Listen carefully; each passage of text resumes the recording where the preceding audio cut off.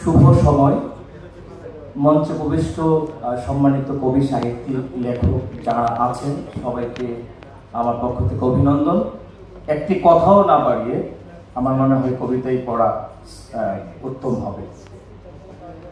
আমার গত বছরের বইমেলায় যেটি বেরিয়েছে ভেঙে বের হোক, এই বই থেকে পড়ছি কবিতাকে নিয়ে সংসার। কবিতা হোক সারা দুনিয়ার শোষক নিপীড়নের বিরুদ্ধে যুদ্ধের দামামা। কবিতা হোক ভীরু বঞ্চিতের বুকের খাঁচায় সঞ্চিত দুঃসাহস। আজন্ম যেখানে ফুল ফোটেনি, কবিতা সেখানে ফুল হয়ে ফুটো।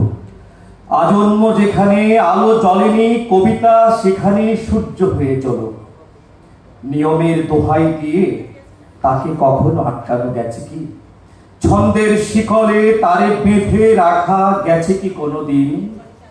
অক্ষত অখণ্ড সোনালী প্রেমে তারে বেঁধে রেখে লাভ কি বলো? এক একটি কবিতা বরং নিরাশার আকাশে রঙিন ঘুড়ি হয়ে উড়ুক না।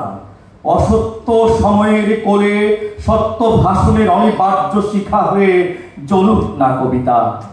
এক একটি কবিতা বরং সীমান্তের কাঁটা তার ছেড়ে ছড়িয়ে পড়ুক সাম্যের দাবি নিয়ে। কবিতারা সাজুক নববধূর সাজে প্রতারকদের বিরুদ্ধে প্রতিবাদ হয়ে। নির্বাক আর নিশ্চুপ বোবা হয়ে থাকার জন্য কবিতাদের জন্ম হয় না, কবির জন্ম হয় না। কবিতার জন্ম থেকেই বরং কথা বলুক প্রতারিত মানুষের পক্ষে। ঠিক নজরুলের বিদ্রোহীর মতোই গর্জে উঠুক দশ দিগন্তে। কবিকে তো হারিয়ে যেতে হবে কালের অতল অন্ধকারে। কালের সোনার তরিতে কবির ঠাঁই নাই বা হলো।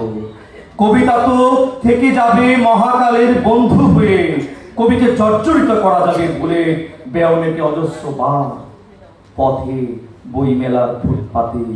কিন্তু কবিতাকে, কবিতা এক অপ্রতিরোধ্য নীরব বিপ্লবী সদা জাগ্রত জনতার মুক্তির দাবিতে।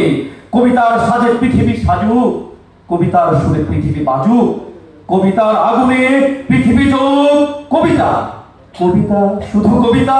কবিতার বৃষ্টিতে পৃথিবী পূর্ণ স্নান করুক আরেকবার। ধন্যবাদ সবাইকে।